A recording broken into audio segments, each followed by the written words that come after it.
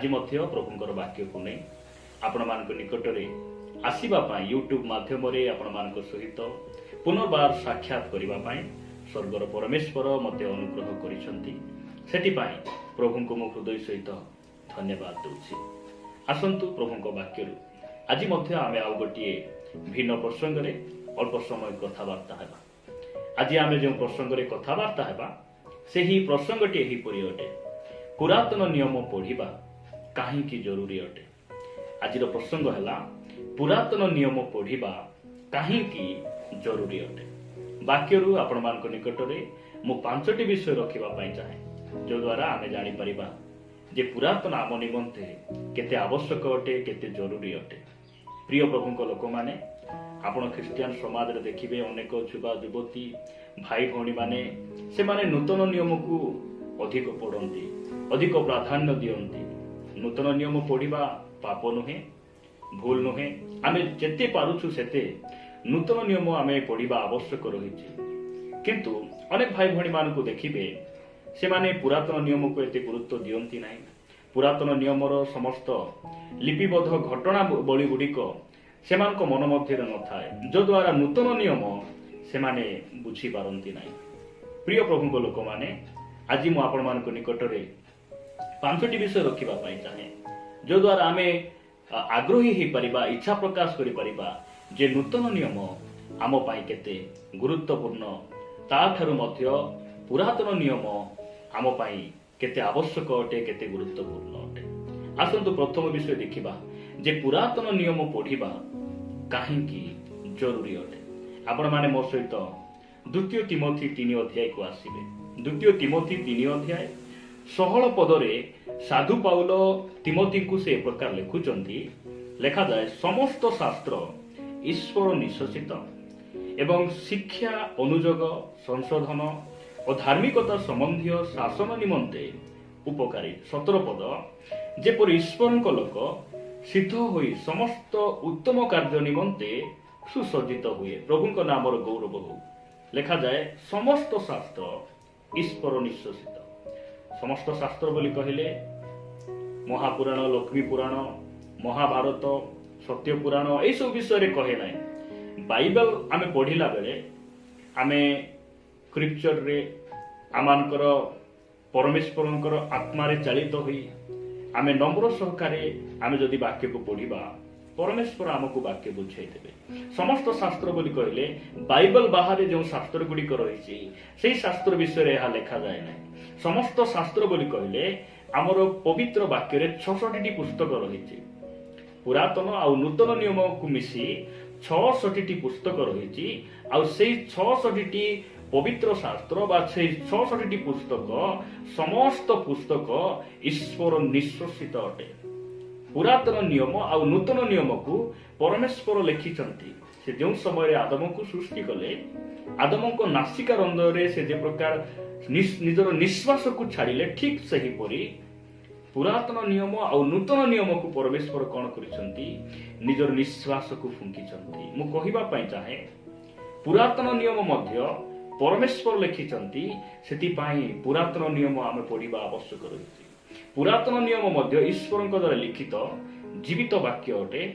आमे ख्रीष्ट विश्वासी भाव में पुरातन नियम को प्राधान्य देवा आवश्यक रही। नूतन नियम जते आमे गुरुत्व देउछु ठीक सही परी पुरातन नियम को मध्य आमे पढ़िबा आवश्यक रही। लेखा जाए जे समस्त शास्त्र ईश्वर निश्चित आउ धार्मिकता अनुयोग संशोधन यही विषय रे गोटे लोक को तैयारी करिबा पाई सिद्ध करिबा पाई केवल नूतन नियम जे सामर्थ्य ताहा नुहे पुरातन नियम मध्य आम पाई अति गुरुत्वपूर्ण अटे। द्वितीय विषय मु आपण मान निकट रे रखिबा पाई चाहे आपण माने रोमियो पुस्तक 15 अध्याय को आसीबे। साधु पाउलंक द्वारा लिखित रोमियो मंडली निकट को पत्र 15 अध्याय रोमियो 15 अध्याय 4 पदरे प्रकार लिखा जाए पुणी आंभे माने जेपरी शास्त्र लब्ध धैर्य और सांत्वना द्वारा भरोसा प्राप्त हेउ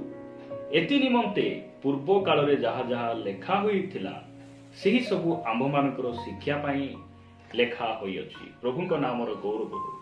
प्रिय प्रभुଙ୍କ लोक माने पुरातन नियम आमको पढ़ा कहीं जरूरी अटे आमे जेपरी धैर्य सांत्वना आ भरोसा करवाटा शिखिबा प्रभु को ऊपर भरोसा करवाटा आमे जेपरी शिखिबा से आमे पुरातन नियम पढ़ा निहाती आवश्यक रही।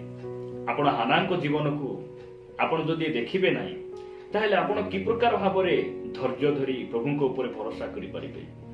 हाना परिवार रे कार से पसंद नथिले तांकर अनेक वर्ष पुत्र संतान नथिले हाना जानी पारु नथिले जे मो जीवन रे प्रकार काहे कि होछि मात्र उचित समय रे परमेश्वर तांकर प्रार्थना को सुनिले एवं तांकर अपमान को से दूर कले आ परमेश्वर तांको गौरव देले। आपण आयुबंको जीवन रे देखिबे आयुबंको जीवन रे केते दुख कष्ट आसिला से कहिले जे परमेश्वर मते बद्ध कले हे मु ताहांकर अपेक्षा करिबे। आपण जोसेफंको जीवन को देखिबे जोसेफ जो स्वप्न देखिथिले दर्शन देखिथिले ता बदल रे तांको जीवन रे अनेक अन्याय गुडी घटिला। निज भाई माने तांको मिस्र देश को बिकी देले से कारादंड भोगिबा पई पड़िला मात्र परमेश्वर तांको छाडिले नाही। एहार अर्थ नुहे जे परमेश्वर आमको परित्याग करिदेले किंतु से समय आसिला मिस्र देश रे परमेश्वर तांको प्रधानमंत्री कले प्रभु को नाम गौरव हो। से वाक्य मान को कहे जे आमे पुरातन नियम कहीं पढ़ा आमे जेपरी पुरातन नियम साधु मान जीवन आमे शिखिबा से माने जेमिति परमेश्वर को निकट भरोसा कले आमे माने मध्य भरोसा करी सांत्वना आमे प्राप्त हेबा। एथिपाई आमे पुरातन नियम पढ़ा आवश्यक रही। तृतीय विषय मु आपण मान को निकट रे रखिबा पई चाहे आपण माने प्रथम कोरिन्थीय 10 अध्याय को आसीबे।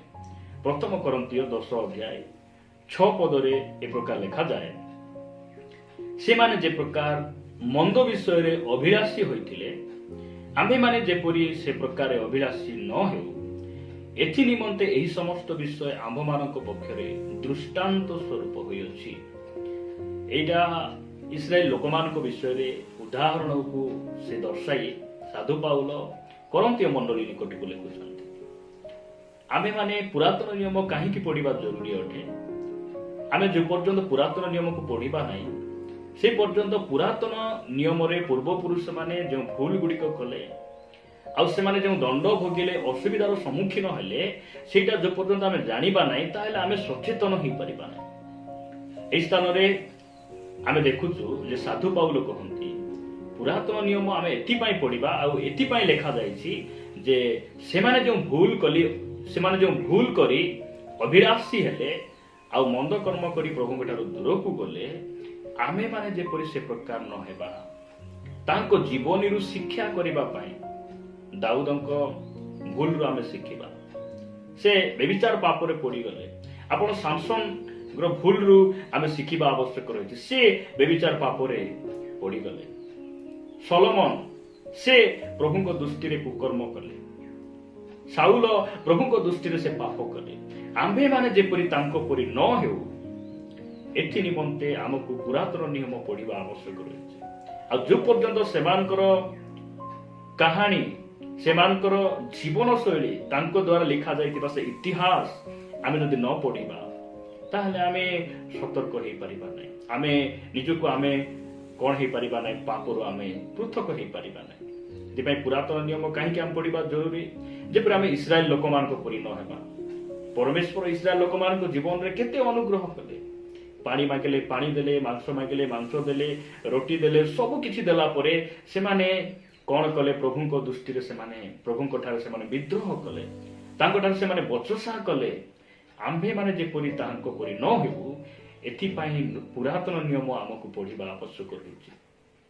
आपण मान को निकट रे मु चतुर्थ विषय रखिबा पई चाहे आपण माने आदि पुस्तक 3 अध्याय को आसीबे स्थान गोटे वाक्य लिखा जाए आदि पुस्तक 3 अध्याय 15 पद रे आ आम्भे और तुम्भर और नारीर मध्य रे पुणी तुम्भ वंश और तांको वंश मध्य रे बहिर भाव जन्माइबा से तुम्भर मस्तक को आघात करिवे और तुम्हे तांको गई टिकी आघात करिवो। यह होछि प्रभु यीशु ख्रीष्टଙ୍କ जन्मर अनेक वर्ष पूर्वर भविष्यवाणी जे प्रभु यीशु ख्रीष्ट नारीर वंश रे आसीबे।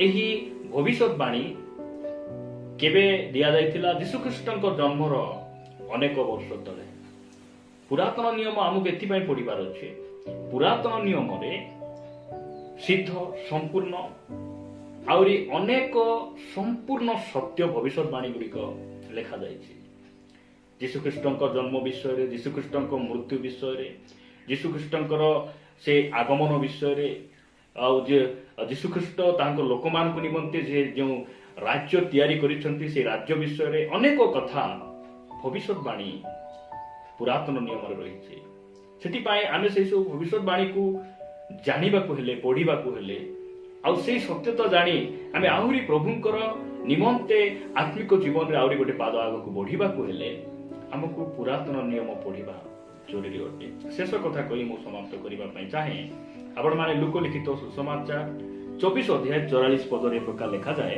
पुनी से मान को कहिले मोसांको व्यवस्था एवं भाववादी माननको गीत संगीत धर्मशास्त्र रे मो विषय रे जहा जहा लेखा अछि सेही सब सफल हेबा आवश्यक मु तुम मानक संगरे थिबा समय रे तुम मानक एही समस्त कथा कहिथिले यह प्रभु यीशु ख्रीष्ट तांकर पुनरुत्थान परे आपण शिष्य मानक सहित से कथावार्ता करूचंती दर्शन देई से कहउचंती जे पुरातन नियमर मसांकर व्यवस्था आ गीत संगीत रे मो विषय रे लिखा अछि एही वाक्य द्वारा आमे जानू जे नूतन नियम को बुझीबा को हेले जीशु ख्रीष्ट को जानिबा को हेले से जे ख्रीष्ट से जे मसीह एहा को बुझीबा को हेले हमको पुरातन नियम पढ़िबा जरूरी अटे पुरातन नियम न पढ़िले आमे जीशु केमिति आसिले से किए अटंती से कोन पाई आसीथिले से काहे की मृत्यु भोग कले से काहे की पुनरुत्थित हेले से पुनर्बार काहे की आसु अछंती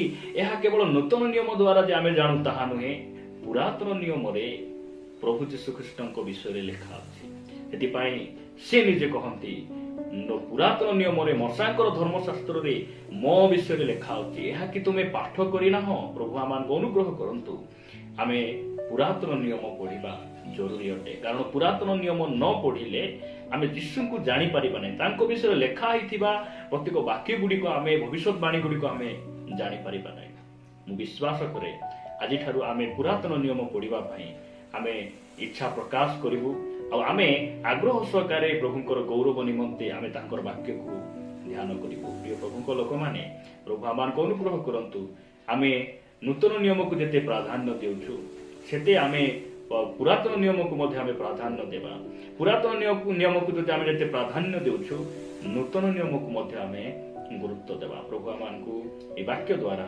प्रचुर भाव रे आशीर्वाद करंतु आमेन।